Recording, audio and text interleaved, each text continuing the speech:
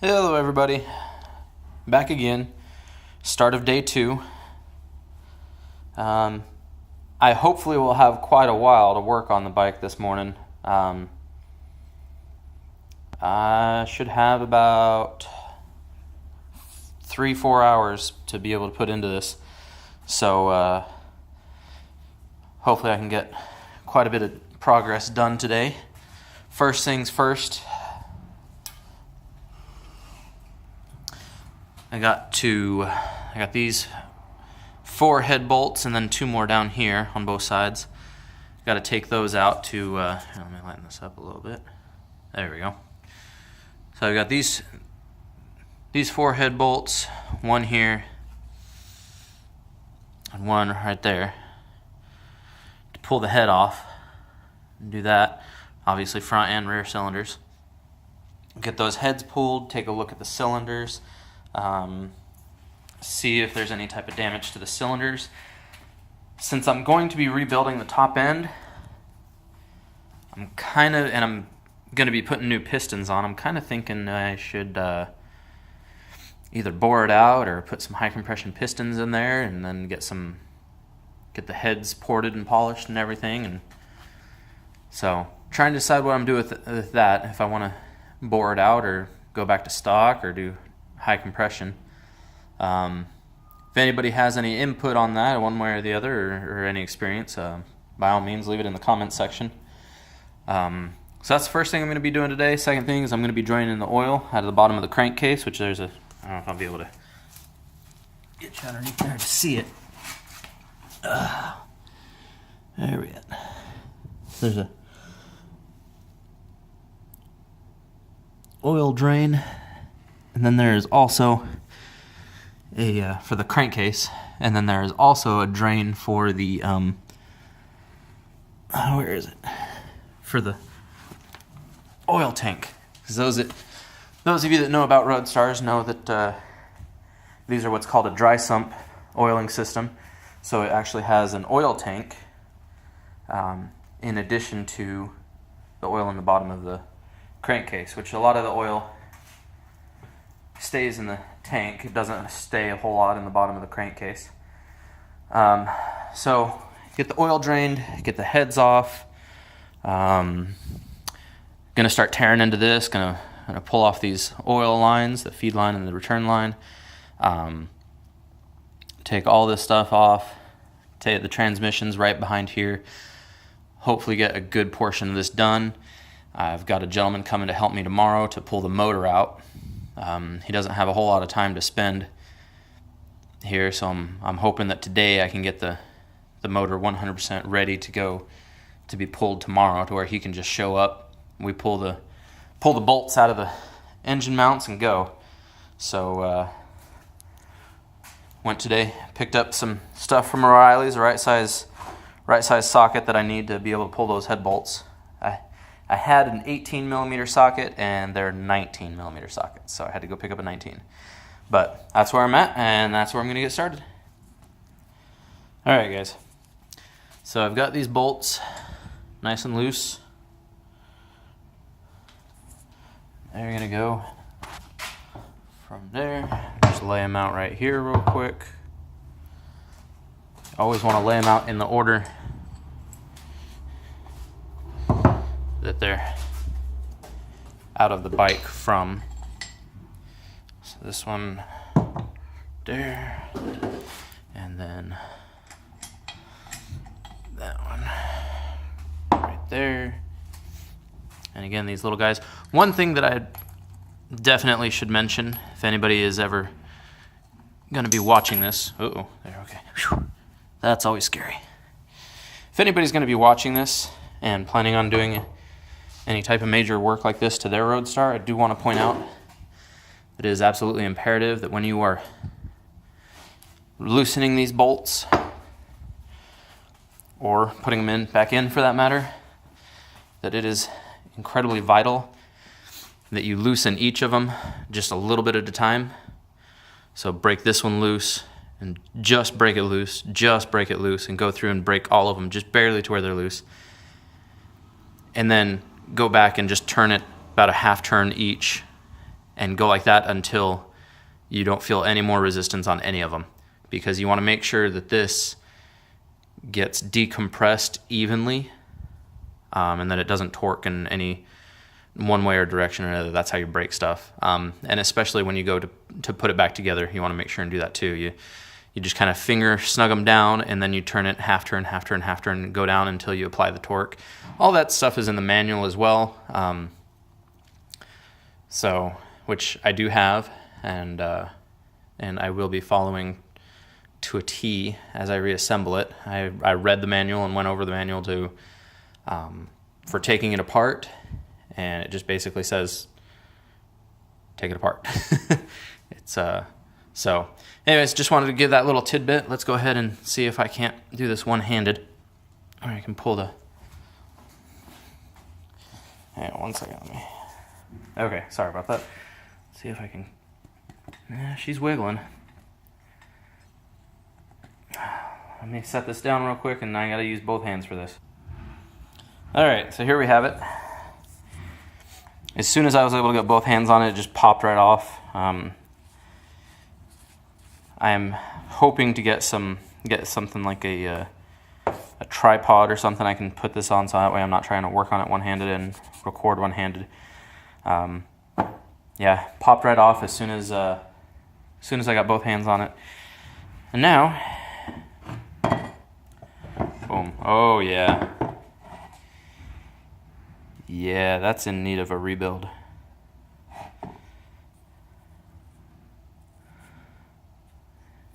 All that carbon, and just, I don't even know what this white stuff is. It almost looks like there was moisture in there, and it just kind of, yikes. You got your 2 spark plugs here. Quite a bit of carbon right here. You can see all that. And this is just junk that's absolutely in here. So that's definitely, let me see if I can, definitely getting a rebuild. If I didn't have any hesitation about it yesterday once I saw those valves, but once I pulled this, I'm like, yep, there's no getting around it. This thing needs to be rebuilt, all this crap taken off of there. And in addition to that, I'm going to turn the light back on this. There's the inside of my cylinder. This, I haven't tried to break this loose. I haven't tried to do anything with it. This is exactly how it was sitting in the motorcycle. All this loose stuff. This, if I hadn't pulled the heads to inspect this, all this crap, and before trying to fire it up, it would have just turned into a grenade in there, and just all this crap. I don't even think it would have fired, to be completely honest. It would have just sat there and turned over, scraping up all this stuff along the cylinder walls, getting it dirty, getting it marred up, basically destroying the engine a little bit at a time. This is green stuff. See that? That's weird. So there's the rear cylinder. Gonna pop the front one, see if it looks any better. Alright, here is the front cylinder head. Went through the same process on that. Bolts. And let's see. Yeah. Same thing, just lots of carbon, a lot of this white junk all around it. Let's check the cylinder.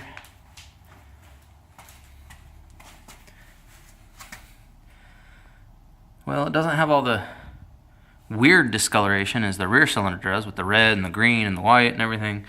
But again, I haven't touched this at all, so yeah, this is just kind of loosely staying down in there. So definitely getting new pistons. And again, like I said earlier in this video, trying to decide if I want to bore it out, which by the look of the condition of these cylinders, I'm kind of thinking it wouldn't be a bad idea to bore it out at least a little bit.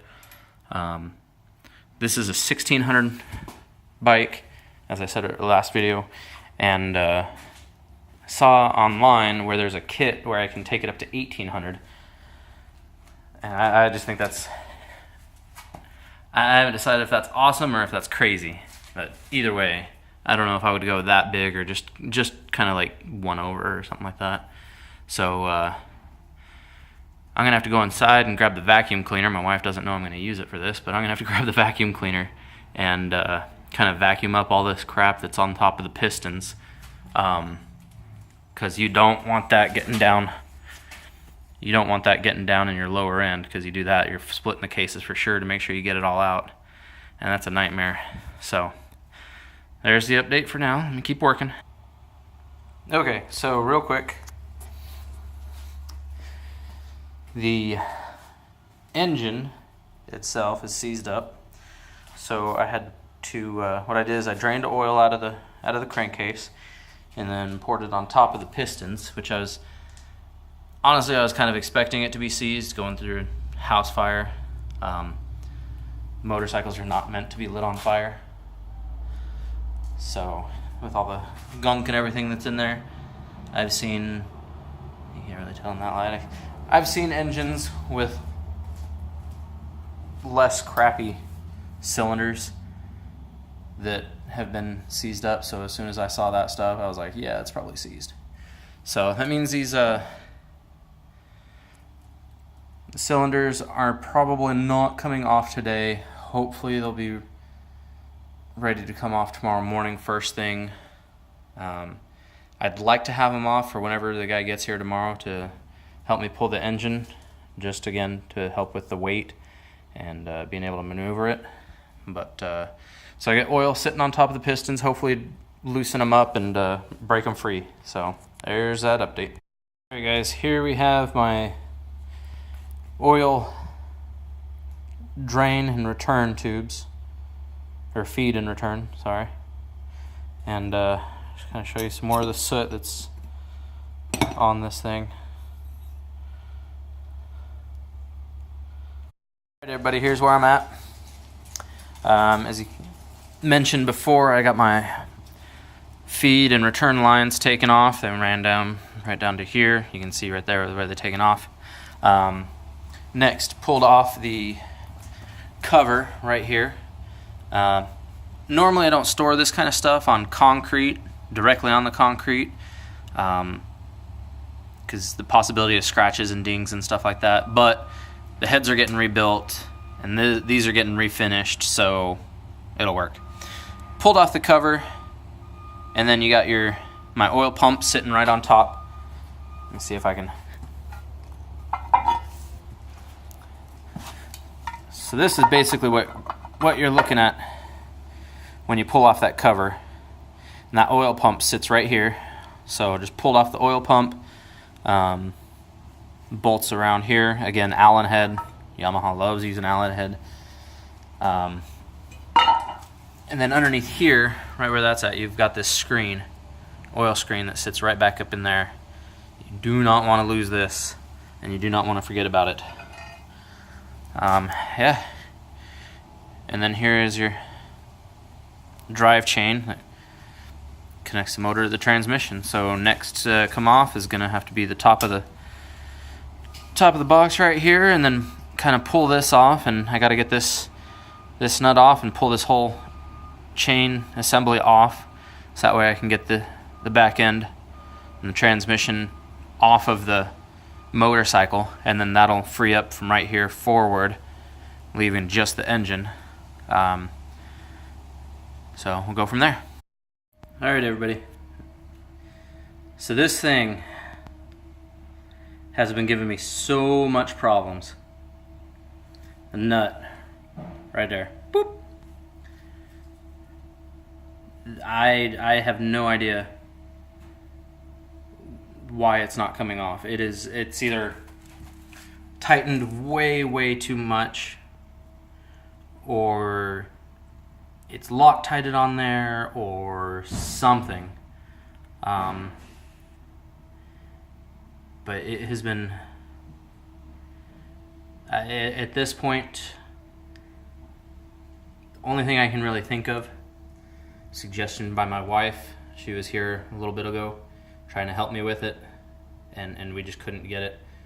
I think I'm gonna have to take a grinder and very, very, very carefully cut that nut off,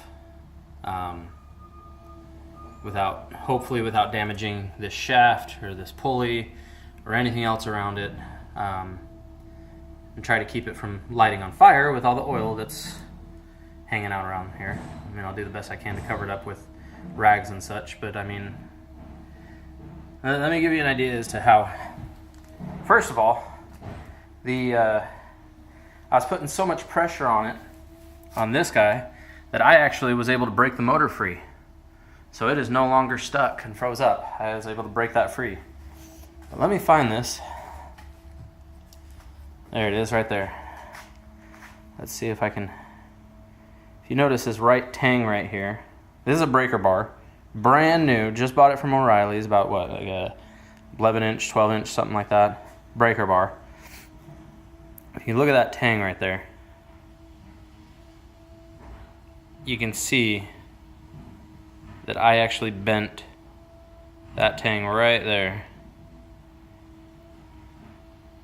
This little top right there, you can see that I bent that, applying that much pressure on it. I had my cheater bar here.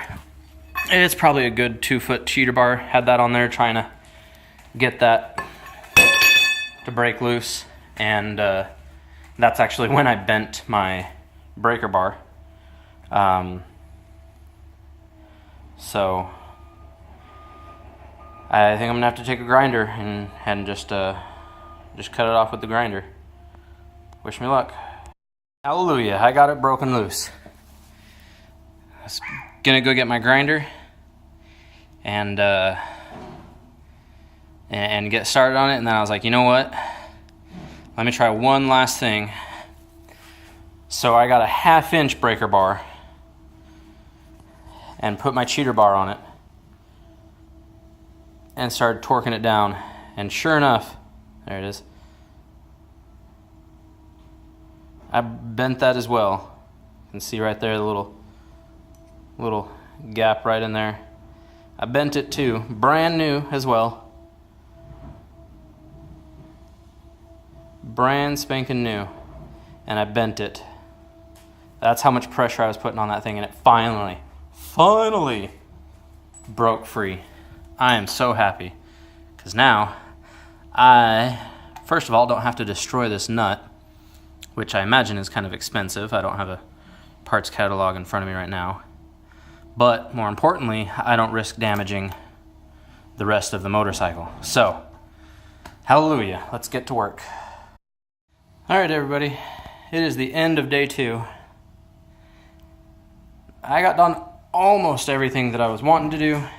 If it wasn't for that stupid nut, I would probably be right where I wanted to be. So I am more than happy with my progress, because I did kind of set high standards for myself for getting what I could get done today, knowing that there was going to be problems, knowing that this thing has seen some rough time. I just motorcycles do not belong in fires. That's all I can say. Doing a fire rebuild, I'm not going to say that it's more than what I was expecting, but it was just every bit as tough. It has been every bit as tough as I am expecting. Things bound up, things stuck in place, soot all over everything, oil all over everything.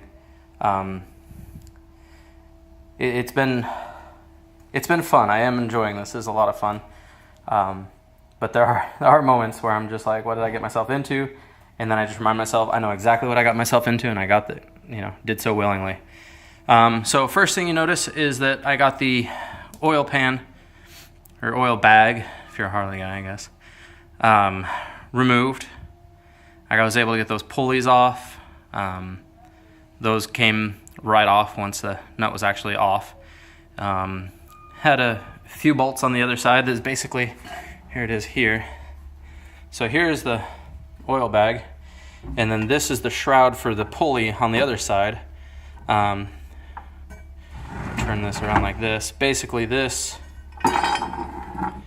mounts on like that. And so I had about 7 bolts right there to pull off, that connected up right here. That came off, and then once this came off, this just came out right here this way.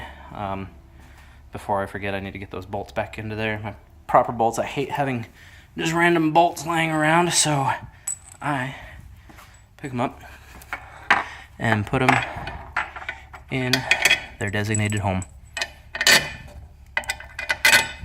And then there's number 4.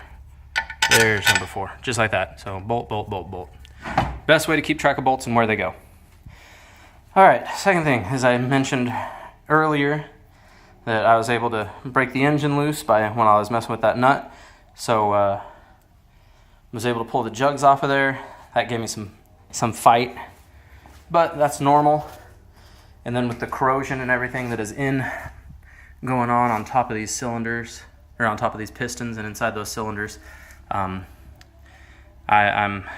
grateful that it didn't put up as much of a fight as I was expecting it to. Still gave me a run for the money though. Still was pretty tough.